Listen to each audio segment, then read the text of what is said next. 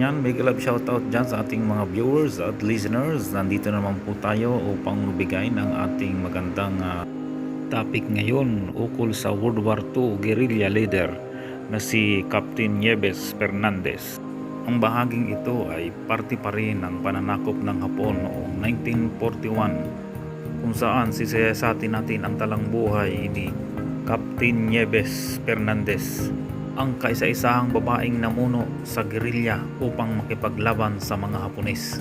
At kung hindi ka pa nakasubscribe sa aking channel ay mag-subscribe ka na upang updated ka sa mga video na aking i-upload dito sa aking maliit na channel. At huwag mong kalimutang kalimbangin ang aking kampana. Si Miss Fernandez ay isang guro. Hindi lang siya nagtuturo sa eskwelahan, kundi nagtuturo din siya kung paano makipaglaban. Noong 1941 sa Tacloban, Leyte, tahimik na nagtuturo ang isang guro sa isang pampublikong paaralan sa Tacloban. Siya ay masipag na guro para sa kanyang mga estudyante.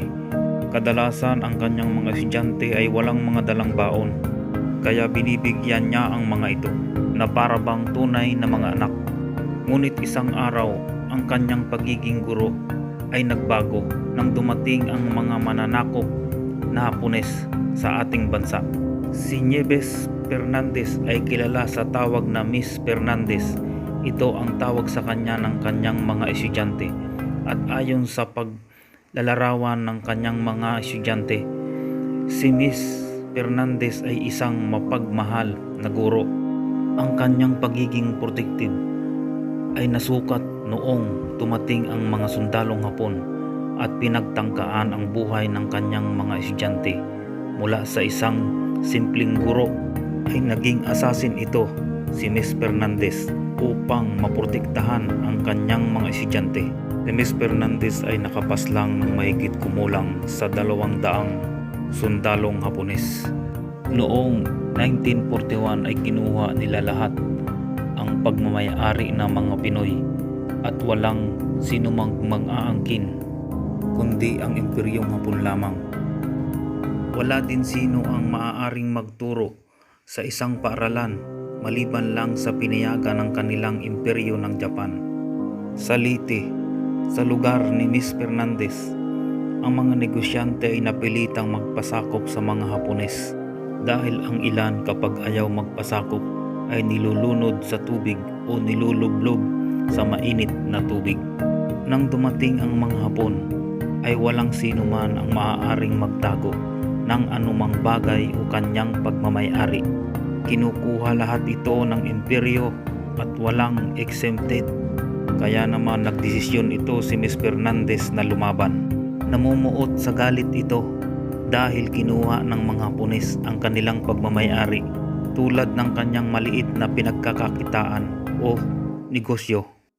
At ang mga Hapon ay walang tigil ang pananakot sa kanyang mga estudyante. Sa paghihiganti ni Miss Fernandez ay kinilala siya ng marami bilang The Silent Killer. Mag-isa lamang siya sa kanyang pag-atake at nakasuot palagi ito ng all black attire o itim upang hindi siya mapansin sa kanyang pag-atake. Si Miss Fernandez ay nag-sit up ng mga patibong sa kagubatan. May dala din siyang shotgun, jungle bolo at improvised na baril na gawa sa gas pipe na nilalagyan niya ito ng pulbura at pako sa loob upang gamitin sa pampasabog. Kapag sumapit na ang dapit hapon, lalo na sa kalaliman ng gabi, ang napakahinhin na guro at di mabasagang pinggan ay magiging isang ninja o tigre sa gabi. Nagsusuot lang siya ng kulay itim na kasuotan at meron din siyang maskara. Ang ginawang kampo ng mga Hapon ay nasa kabundukan, kaya madilim ang kagubatan lalo na sa gabi. Pero si Miss Fernandez ay baliwala ang gabi dahil laki ito sa simpleng pamilya at lagi siyang kasama ng kanyang mga magulang sa pagpunta sa gubat. Alam din ni Miss Fernandez na ang mga Hapon ay magruronda sa gabi ng solo lang. Kaya ang ginagawa niya, gumagapang siya kung saan ang nagroronda. Wala siyang dalang ilaw. Ang nagsisilbing liwanag niya lamang ay ang liwanag na nagmumula sa buwan. Kapag nakita niya na ang nagrorondang hapon, hihintayin lamang niya na ito ay nakatalikod at lalapitan niya ito ng dahan-dahan na parang tigre o kaya'y pusa, at sa kanya ito gigilitan sa liig. Ginawa niya ito halos araw-araw ng ilang buwan, kaya karamihan sa mga Hapon ay natatakot kung sino ang gumagawa ng ganitong bagay. Looban ng 2 taon at kalahati ay mag-isa lamang si Miss Fernandez sa kanyang ginagawa na pag-atake at pananambang sa mga sundalong Hapon. Ipinakita ni Miss Fernandez kung paano niya pinapatumba o ginigilitan ang mga Hapones. Tinatarget niya ang mayor na ugat sa liig. Ang kanyang katapangan ay naging usap-usapan at bantog sa marami. Kaya naman naingganyo ang maraming kalalakihan na lumaban din at ipagtanggol ang kanilang mga karapatan. Mula sa isang mahusay na guro ay nagbago ang kanyang karir bilang isang guerrilla teacher. Tinuturuan niya ang mga kalalakihan kung paano pumaslang ng mga sundalong Hapon. At mula sa Miss Fernandez na tawag sa kanya ay tinatawag na siya ngayong Captain Fernandez. Mayroong 110 guerrilla members ay nasa pamumuno ni Captain Hernandez.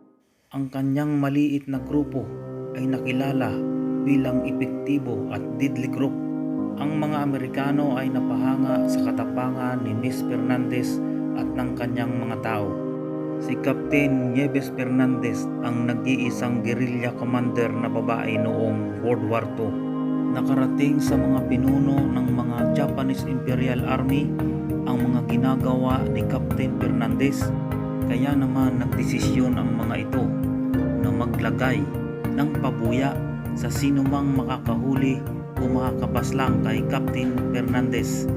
Ang pabuya na nakapatong sa kanyang ulo ay nagkakahalaga ng 10,000. Napakalaking pera na yon noong panahong iyon.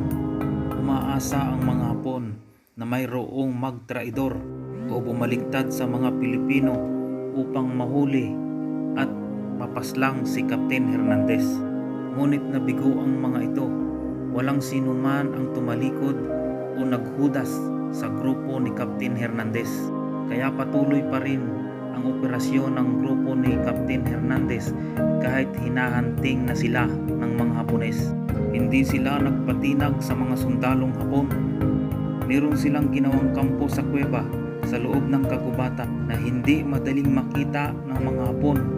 Ang mga misyon na ginagawa nila ay pumupunta sila kung saan may mga bilanggo na mga Pilipino o nakakulong at pinupuntahan nila ito sa gabi. At iniisa-isa ng mga ito ang mga nagbabantay dito. Kapag nakuha na nila ang mga susi, dito na nila pakakawalan ang mga bihag ng mga Pinoy.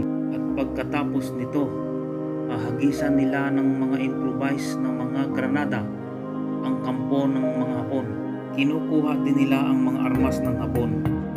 Dahil sa mga ginawa ni Captain Fernandez ay napalaya nito ang napakaraming bilanggo. Kasama niya ang higit 100 tapat na mga tauhan. Minsan ding natamaan ng bala si Captain Fernandez ngunit ito ay nakaligtas. Ginagawa din nila ang pagsasabotahe sa mga Japanese supply, pagsasagawa ng sunod-sunod na pagsasalakay sa kabi-kabilang mga kampo ng Hapones, pagpapalaya sa maraming mga nayon na nasakop ng mga Hapones, at pagpapalaya sa maraming mga kababaihang ikinulong ng mga Hapon. Ang lahat ng ito ay ginawa ng grupo ni Captain Fernandez hanggang sa pagtatapos ng ikalawang dimbaang pangdaigdig at hanggang ang mga Amerikano ay muling dumaong sa Leyte sa pamumuno ni General Douglas MacArthur noong 1944. Ilang araw na lamang ng mga Amerikano ang ginawang kabayanihan nila Captain Fernandez at ng kanyang grupo. Kaya nagpadala sila ng mensahe sa grupo ni Captain Fernandez na susuportahan nila at magpapadala ng mga pagkain at mga armas. Kaya tuwan-tuwa ang grupo ni Captain Fernandez Nagbigay ng lugar ang Amerikano kung saan ibibigay ang mga supply. Sobrang napahanga ang mga Amerikano sa grupo ni Captain Fernandez, kaya labis ang suporta ng mga Amerikano sa grupo nito. Ang mga Hapon naman ay galit na galit sa grupo ni Captain Fernandez, pero kahit kailan ay hindi nila ito nahuli. Hanggang sa matalo ang mga Hapon at sumuko ang mga ito noong 1945. Maraming salamat mga kamangyan, Team Sophia Suda, Team Suen, Team Panda, Team Umad, Team MGM, Team Yahoo, Team MPG. Big love shoutout sa inyong lahat. All members and organic friend, sana'y nasiyahan kayo sa aking kwento. Kung nabitin ka kamangyan sa aking kwento, paki-click na lang ang back sa taas ng aking screen. At maraming salamat po. Stay home is science.